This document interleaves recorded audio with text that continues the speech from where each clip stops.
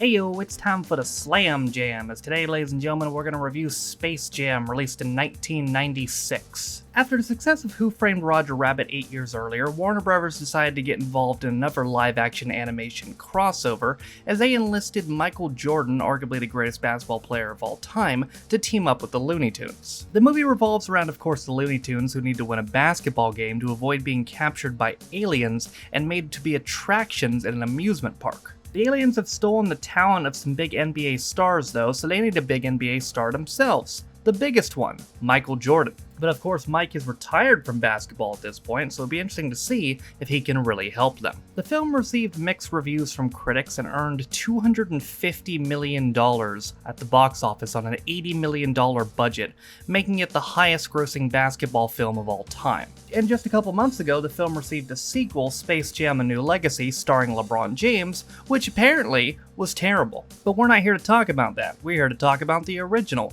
And can Michael Jordan help the Looney Tunes win this basketball game?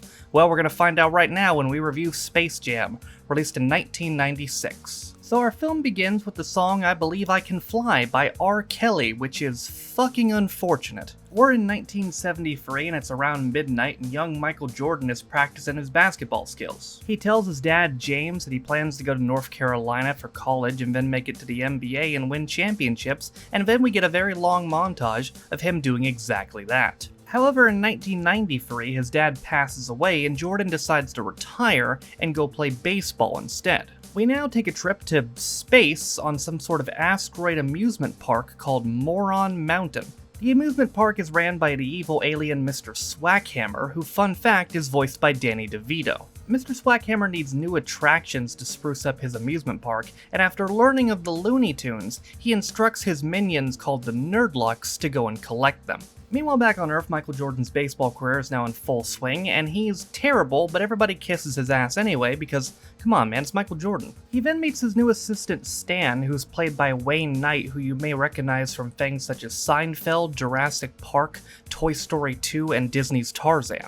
Meanwhile, the Nerdlucks travel to the center of the Earth's core where Looney Tune Land is located, which makes sense I guess, and they hold Bugs Bunny hostage at gunpoint. Michael Jordan, meanwhile, returns home and we meet his wife Juanita, as well as his two sons Jeffrey and Marcus, and his daughter Yasmin. His kids end up watching Looney Tunes, but the Tunes suddenly disappear for some sort of meeting. And that meeting is basically the Nerdlucks telling them that they're all about to be captured and returned to Moron Mountain. However, Bugs makes some alterations to the capture rulebook and convinces the Nerdlucks that they have to give them a fighting chance to defend themselves. And the Tunes decide on a perfect defense plan, a basketball game, considering the Nerdlucks are small. However, after learning a little bit more about basketball, the Nerdlucks decide to hijack the talent of 5 NBA stars: Charles Barkley, Patrick Ewing, Sean Bradley, Muggsy Bogues, and Larry Johnson. They then absorb that talent and turn themselves into giant basketball-talented monsters who Sylvester nicknames the Monstars. Meanwhile, Michael is playing golf with fellow NBA legend Larry Bird and also Bill Murray, who aspires to be in the NBA, but Michael's like, yeah, it's not gonna happen, Bill. Michael gets a hole-in-one with the help of Bugs, and then when he goes to retrieve his ball, he gets promptly yoinked down into Looney Tunes land. Bugs then very calmly explains to Michael why he's there, but Michael insists that he doesn't play basketball anymore. However, after he meets the Monstars and they turn him into a basketball, he agrees to suit up. Meanwhile, the NBA stars who got their talents jacked are undergoing multiple tests and therapy sessions and prayers to try to get their talent back, but nothing seems to be working. The Toon Squad, meanwhile, needs a lot of work, but they get help in the form of a sexually suggestive female rabbit named Lola Bunny, and if you were, are, or were at any point attracted to this rabbit, then congratulations, you're a furry. But no, the rabbit's sexually suggestive, you're supposed to be attracted to it, that doesn't make me a furry, it's a rabbit. You're a furry. Michael then sends Daffy and Bugs to his house to go get his basketball gear, and they're almost eaten by Michael's dog, but they're then saved by Michael's kids. And as they're heading back to Toonland, Stan notices them and follows them. Michael then suits up and finds out, yeah, he's still got game, and then Stan arrives and tries to take him back to play baseball. Michael's like, no dude, I gotta play this basketball game, and Stan agrees to stay and join the team as a bench player. Meanwhile, in a scene that has aged shockingly well, the NBA commissioner announces that the NBA season is postponed due to health and safety issues. How about them apples? It's now time for the big game, and Mr. Swackhammer has even come down to see his Monstars in action. And oh boy are they in action, as they absolutely dominate the Toon Squad throughout the entire first half. The rest of the team is completely dejected at halftime, but Bugs comes up with a plan. He just simply fills a cup with water and writes Michael's secret stuff on it, and makes the rest of the Toons believe that it will give them powers to play basketball. And boy did they ever take that belief to heart, and despite using, let's say, some unconventional tactics, they end up making it a 2-point game. Michael then decides to raise the stakes of Mr. Swackhammer. If the Toon Squad wins, then the Monstars have to give the NBA stars their powers back, and if the Monstars win, then Michael will agree to become the new attraction on Moron Mountain. Mr. Swackhammer then instructs the Monstars to get more aggressive, and they take out almost the entire Toon Squad except for Michael, Lola, Bugs, and Daffy. Needing a fifth player, Stan then checks into the game until he too is flattened. After Stan reinflates, Michael wonders how he was able to do that because he's not a Toon, and Bugs tells him, well, anybody can do that. It's Toonland after all. They're only down by 1 point, but they don't have a fifth player. Well, just kidding, cause here's Bill Murray out of literally nowhere. And with 10 seconds left on the clock, Daffy steals the ball, they utilize some good ball movement, and Bill kicks it to Michael, who uses his Toon powers to extend his arm all the way to the basket and score right before the buzzer sounds, and the Toon Squad win. After the game, Mr. Swackhammer berates the Monstars, but the Monstars realize they don't need to be afraid of him anymore because they're bigger than he is, and they shove him in a rocket which lands on the moon,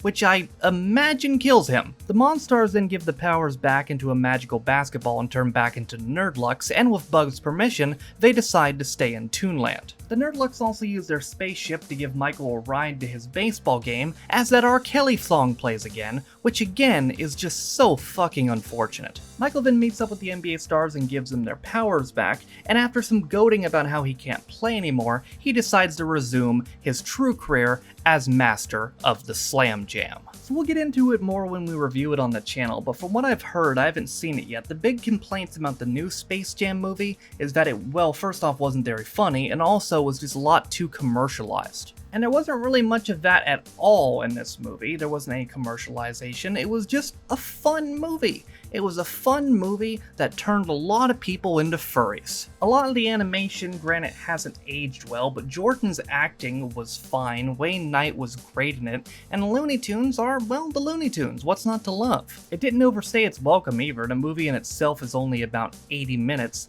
and overall, honestly, if you have a sense of humor and you're just looking for a fun movie that you're not going to take too seriously, this is it. This is just a fun movie about Looney Tunes and the greatest basketball player ever playing some basketball and beating up some monsters.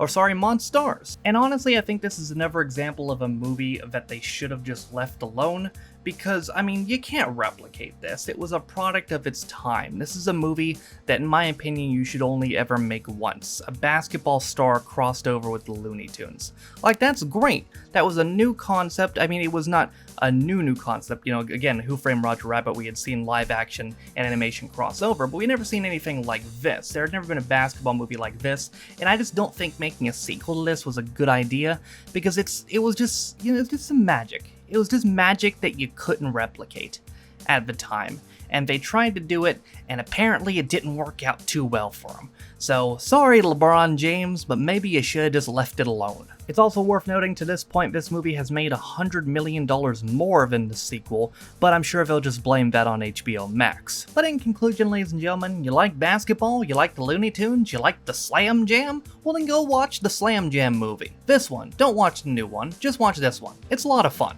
But that's gonna do it for me today, ladies and gentlemen, and next week on the channel we're going from a fun movie to a movie that's probably going to melt what's left of my brain cells as we review Birdemic 2. Yeah, that's right, there was a second one, God help us all. But that's going to do it for me today. I hope you guys enjoyed it. Thank you guys for watching. If you liked the video, be sure to like it. Be sure to subscribe to the channel. If you want to follow any of my social media links, they're all in the description down below. Thank you to all my patrons for supporting me and my channels. I appreciate you guys. With all that being said, though, my name is Noah Taff. This has been my review of Space Jam, released in 1996. It's time for the Slam Jam, and I'll see you guys next time. Bye.